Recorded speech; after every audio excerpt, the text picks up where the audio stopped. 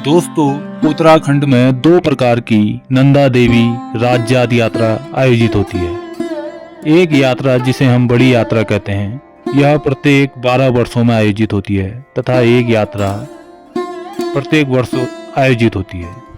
हम बात कर रहे हैं नंदा देवी राज्यात यात्रा, जो बड़ी यात्रा होती है प्रत्येक 12 वर्ष में। उत्तराखंड की यह यात्रा गढ़वाल व कुमाऊं के सांस्कृतिक एकता का प्रतीक है। यह विश्व की अनोखी पद यात्रा है, जिसमें चमोली के कासुआ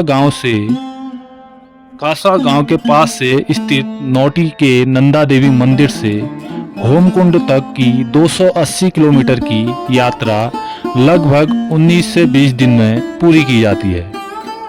इस यात्रा में कुमाऊं, गढ़वाल तथा देश के अन्य भागों के अलावा विदेश के लोग भी भाग लेते हैं। राज्यात यात्रा प्रत्येक 12 वर्ष में चाँदपुर गढ़ी के वंशज कासुआ गांव के राजकुंवरों के नेतृत्व में आयोजित की जाती रहती थी। यही कारण है कि इस यात्रा को राज्यात यात्रा कहा जाता था। पार्वती का विवाह कैलाशपति शंकर के साथ हुआ था। पार्वती मदरांचल पर्वत की पुत्री थी, इसलिए उत्तराखंड वासी पार्वती या नंदा देवी को अपनी विवाहित बेटी की तरह मानते हैं और यह यात्रा उनके विदाई के रूप में की जाती है। जिस वर्ष यात्रा आयोजित होती है, उस वर्ष कांसुआ गांव के लोग ऐसा मानते हैं कि बसंत पंचमी को नंदा देवी मायके यानी कांसुआ गांव के पास नौटी देवी मंदिर में आ गई हैं। नंदा देवी के विदाई यात्रा में आगे आगे 4 सींगों वाला बकरा, जिसे यहाँ की भाषा में मेढ़ा कहा जाता है, वह चलता है। जिस वर्ष यह यात्रा होती है, उस वर्ष ऐसा बकरा कहीं ना कहीं अवश्य मिल जाता है। यात्रा के लिए निर्धारित तिथि नंदाष्टमी को कांसुआ के कुंवर चौसिंगिया मेढ़े यानी कि जो बकरी होती है 4 सींगों वाली, खाड़ू को तथा रिंगाल से निर्मित छंतोली, एक छाता होती है जो रिंगाल से बनी हुई होती है, को लेकर कांसुआ के पास नौटी देवी मंदिर पहुंचते हैं। वहां छंतोली यानी कि जो रिंगाल से निर्मित छाता होता है, राजकुंवर नौटियालों को सौंप दी जाती है। उस दिन नौटी गांव में बड़ा मेला लगता है। चौसिंगिया खाड़ू की पीठ पर ऊन के बने 2 झोले में देवी की स्वर्ण प्रतिमा को आभूषण व भेंट सजाकर रखा जाता है और नौटी से यात्रा प्रारंभ होकर वनाड़ी, बैनोली, कांसुआ होते हुए चाँदपुर गढ़ी पहुंचती है, जहां मेला लगता है और टिहरी राज परिवार के लोग देवी का पूजन करते हैं। एक ओर नौटी से राज्यात प्रारंभ होती है तो दूसरी ओर राज्य के विभिन्न क्षेत्रों यथा कुरुड़, लाता, अल्मोड़ा, कोट, डंगोली आदि से लोग स्थान स्थान पर राज्यात यात्रा में शामिल होते हैं। जिस गांव में यात्रा पहुंचती है, वहां यात्रियों का स्वागत होता है। रात को नंदा देवी का जागर लगता है। विदाई गीत, झोड़े, चांचरी आदि गाए जाते हैं। चाँदपुर के बाद तोप, भगोती, मीन, थराली होते हुए यात्रा नंदकेसरी पहुंचती है, जो कि यात्रा का 10वां मुख्य पड़ाव है, यानी नंदकेसरी यात्रा का 10वां पड़ाव है। यहीं पर कुमाऊं के लोग अपनी कुल देवी की डोलियों के साथ यात्रा में सम्मिलित होते हैं। यहाँ राजराजेश्वरी नंदा का मिलन बधान क्षेत्र की नंदा और भोजपत्र छंतोलियों से होता है। नंदकेसरी के बाद देवाल, मुंदोली होते हुए यात्रा 13वें दिन अंतिम गांव माणा पहुंचती है। 13वें दिन अंतिम गांव माणा पहुंचती है। यहाँ नंदा देवी के भारवाहक लाटू देवता की यात्रा में सम्मिलित हो जाते हैं। यहाँ लाटू देवता का एक मंदिर भी है।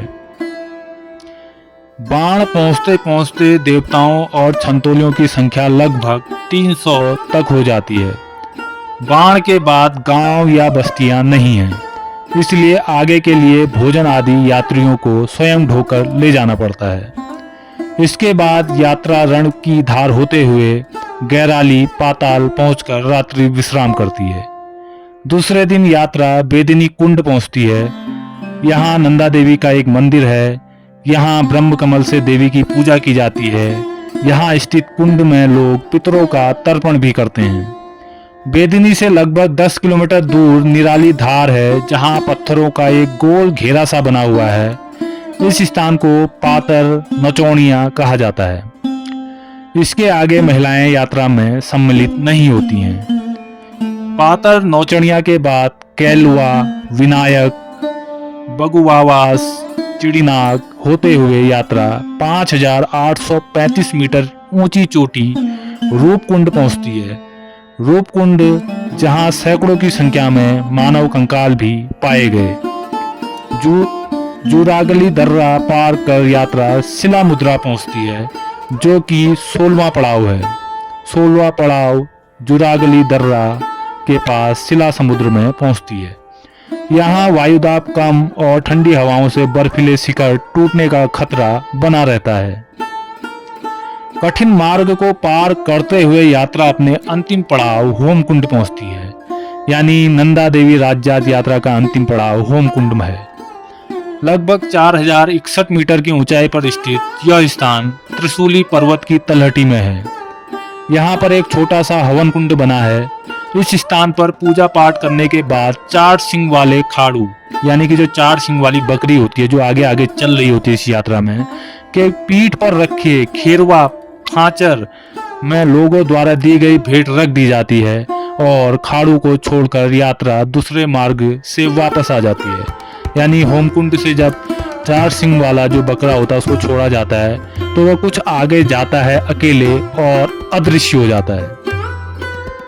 लौटते समय यात्रा सितोल, कनौल, चंदनिया घाट, नंद प्रयाग होते हुए नौटी पहुंचती है।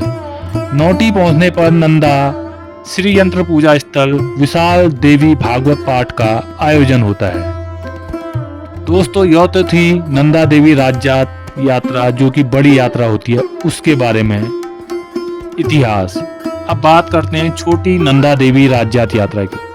तो जो नंदा देवी राज्यात यात्रा छोटी है, यह यात्रा प्रत्येक वर्ष आयोजित होती है। यह यात्रा कुरुड़ के मंदिर से शुरू होकर थराली, नंदकेसरी, देवाल, मुंदोली, बाणा होते हुए बेदिनी बुग्याल पहुंचती है, जहां नंदा सरोवर के तट पर नंदा देवी की पूजा की जाती है और यहीं पर यात्रा समाप्त हो जाती है। हिमालय की पवित्र वादियों में संपन्न होने वाली यह अद्भुत यात्रा केवल एक धार्मिक परंपरा ही नहीं, बल्कि उत्तराखंड की आस्था, संस्कृति और एकता का प्रतीक है। हजारों श्रद्धालुओं के साथ कठिन पहाड़ी रास्तों को पार करते हुए यह यात्रा अंत में होमकुंड पहुंचकर पूर्ण होती है, जहां नंदा को भावभीनी विदाई दी जाती है। यह पल हर श्रद्धालुओं के लिए भावुक और पवित्र होता है, क्योंकि ऐसा माना जाता है कि देवी नंदा अपने ससुराल यानी हिमालय की दिव्य चोटियों की ओर प्रस्थान कर रही है। नंदा देवी राज्यात यात्रा हमें यह संदेश देती है कि हमारी परंपराएं, आस्था और संस्कृति ही हमारी सबसे बड़ी पहचान है।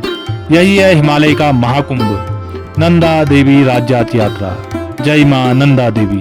दोस्तों, इसे हिमालय का महाकुंभ भी कहा जाता है और यह प्रत्येक 12 वर्ष में आयोजित की जाती है। दोस्तों, अगर जानकारी पसंद आई हो तो आप हमारे YouTube चैनल कुमाऊं दर्शन को सब्सक्राइब कीजिए, वीडियो को लाइक कीजिए, शेयर कीजिए, कमेंट कीजिए और ऐसी ही रोचक जानकारियां आगे भी आपको मिलती रहेंगी। फिर मिलता हूं किसी रोचक तथ्य के साथ। तब तक के लिए धन्यवाद। जय देवभूमि, जय उत्तराखंड।